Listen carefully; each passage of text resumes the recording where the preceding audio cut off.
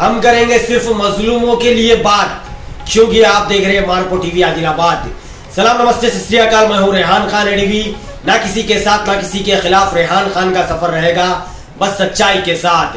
अभी 26 मार्च को आदिलाबाद चांदे के अंदर जो बॉयज 1 हॉस्टल है TMRS, उस हॉस्टल से ऐसी खबरें निकल कर आ रही है जिनको देखकर और सुनकर हर इंसान को शर्मिंदगी महसूस होगी।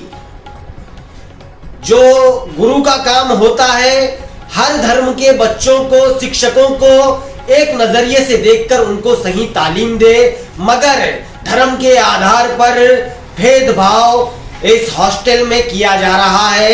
इनके प्रिंसिपल का नाम नरसैया गौड़ू, ये गजवेल के रहने वाले हैं। ये पहले आर्मी में थे, उसके बाद इनको ये हॉस्टल में प्रिंसिपल के रूप में भेजा गया और इनको ये जिम्मेदारी दी गई कि आप हर धर्म के बच्चों को एक नजरिए से देखें और इनको अच्छी शिक्षा से नवाजें। मगर ये जैसा ही मुसलमान बच्चों के सर पर टोपी देखते हैं तो ये मुसलमान बच्चों को गद्दार और आतंकवादी कहते हैं। और रमजान में नमाज और रोजा रखने पर इन्होंने मुसलमान बच्चों को कई बार टॉर्चर किया है। उसके बाद ये खबर आदिलाबाद टाउन सदर शेख नजीर अहमद साहब के पास पहुंची। उन्होंने जल्द एक्शन लिया और कलेक्टर के पास जाकर, आदिलाबाद डिस्ट्रिक्ट कलेक्टर के पास जाकर इस शख्स के ऊपर एक दरखास्त दी और कलेक्टर से ये गुजारिश की कि इस पर जल्द से जल्द कार्रवाई की जाए। पहले तो मैं जनाब KCR साहब से रिक्वेस्ट करता हूं और महमूद अली साहब जो होम मिनिस्टर है, और तीसरा शिक्षा मंत्री, और चौथा आदिलाबाद कलेक्टर, और पांचवें आदिलाबाद SP साहब से मैं रिक्वेस्ट करता हूं, ऐसे लोगों पर आप IPC की जो सेक्शन लगती है, जो दंगा भड़काने की साजिशों में लोग इन्वॉल्व होते हैं, तो इस पर पहले वो सेक्शन लगाया जाए। इसने अपने व्हाट्सएप पर कई महीनों से दंगा भड़काने के वीडियो लगा रहा है।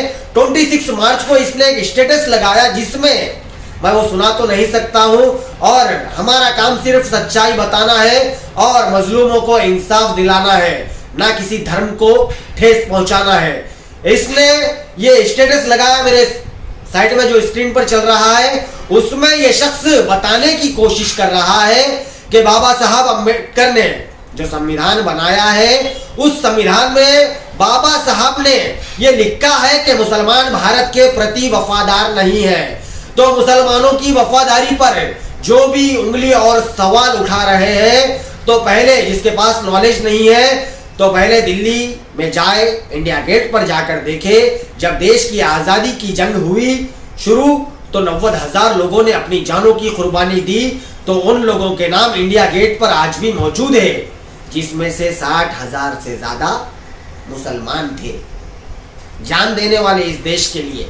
तो हमको और मुसलमानों को किसी के पास से सर्टिफिकेट लेने की जरूरत नहीं है कि भाई आप हमको सर्टिफिकेट दो, हम वफादार है, नहीं है। हम गोडसे को मानने वाले नहीं है, हम गांधी को मानने वाले हैं, बाबा साहब अंबेडकर के संविधान पर चलने वाले लोग हैं, हम वो सोच के लोग नहीं है। तो आदिलाबाद के MLA से भी मेरी सीधी क्या है रिक्वेस्ट है और अदबन गुजारिश है, आपकी भी जिम्मेदारी है, ऐसे लोगों पर आप कार्रवाई करें। इससे पहले आदिलाबाद संजय नगर में जो माइनॉरिटी हॉस्टल है, एक लड़की के साथ, नाबालिग लड़की के साथ गलत हरकत करने की कोशिश की गई थी। उस बच्ची की परेशानी को मैंने सामने लाया था।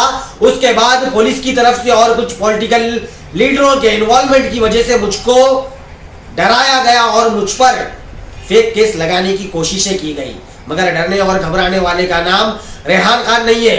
जब भी भारत के भविष्य के ऊपर बात आएंगी, जब भी मेरी कौम के ऊपर बात आएंगी, तो मैं डरूंगा नहीं, बल्कि बिना डरे उनके हकों के लिए, उनके हकाइक के लिए आवाज उठाऊंगा। तो हॉस्टल में सुधार लाने के बजाय संजय नगर माइनॉरिटी हॉस्टल को बंद कर दिया गया, जिससे 70 बच्चों की तालीम खराब हुई। उसके बाद बंगारीगुड़े में एक लड़की के, बंगारीगुड़े का जो हॉस्टल है, प्लेट में खाने के साथ कंकर और पत्थर आए, उसने प्रिंसिपल को कंप्लेंट की तो उसको मारा गया। उसके बाद आदिलाबाद बॉयज हॉस्टल 2 में एक हेल्पर जो खाना पकाते हैं उसने सुसाइड अटेम्प्ट किया और ये आरोप लगाया प्रिंसिपल के ऊपर कि उसके साथ हरासमेंट करने की प्रिंसिपल कोशिश कर रहा था और प्रिंसिपल के ऊपर कई इल्जामात उस हेल्पर ने लगाए, लेडीज हेल्पर ने, और आज उसके ऊपर केस भी चल रहा है। ये मामला कोर्ट में जा पहुंचा है। तो आदिलाबाद के एमएलए साहब से मेरी रिक्वेस्ट है, आप ऐसे मामलों में खूब खामोश रहेंगे तो आपकी छवि भी खराब हो सकती है। जो लोग, जो ऑफिसर्स, जो टीचर, जो प्रिंसिपल ऐसे काम कर रहे हैं, इसमें सीधा सीधा बीआरएस पार्टी की छवि खराब करने की कोशिश की जा रही है और ऐसे काम कर कर 2024 के इलेक्शन में बीआरएस पार्टी को हराने की कुछ ताकतें कोशिशें कर रही है। तो आदिलाबाद के एमएलए साहब की भी जिम्मेदारी है। 9 साल हो चुके हैं, डीएमडब्ल्यू कृष्णावेणी मैडम का आज तक ट्रांसफर नहीं हुआ और ऐसे इश्यूओं पर डीएमडब्ल्यू ना प्रिंसिपल को वार्न कर रहे, ना कोई टीचर को डरा रहे। नहीं डरेंगे तो उनको क्या है, खुलेआम गुंडागर्दी और बच्चों पर जुल्म करने की क्या है, छूट मिल जाएंगी और छूट मिल रही है। मुसलमान को अलग नजरिए से देख रहे, हमारे हिंदू बच्चों को अलग नजर से देख रहे, हमारे दलित बच्चों को अलग नजरिए से देख रहे, हमारे क्रिश्चियन बच्चों को अलग नजरिए से देख रहे। आपका काम है हर धर्म के बच्चों को एक समान लेकर उनको शिक्षा दे, ना कि धर्म के आधार पर उनको बांटे। तो आदिलाबाद के एमएलए साहब से और महमूद अली होम मिनिस्टर साहब से मेरी रिक्वेस्ट है और आदिलाबाद एसपी साहब से भी मेरी रिक्वेस्ट है, नरसैया घोड़ू के ऊपर आईपीसी की जो सेक्शन लगती है दंगे भड़काने की और वायलेंस फैलाने की, वो सेक्शन लगाया जाए और ऐसे लोगों पर जल्द से जल्द कार्रवाई की जाए ताकि ऐसा मामला दोबारा पेश ना आए। इस रिपोर्ट को ज्यादा से ज्यादा शेयर करें। जय हिंद, अल्लाह।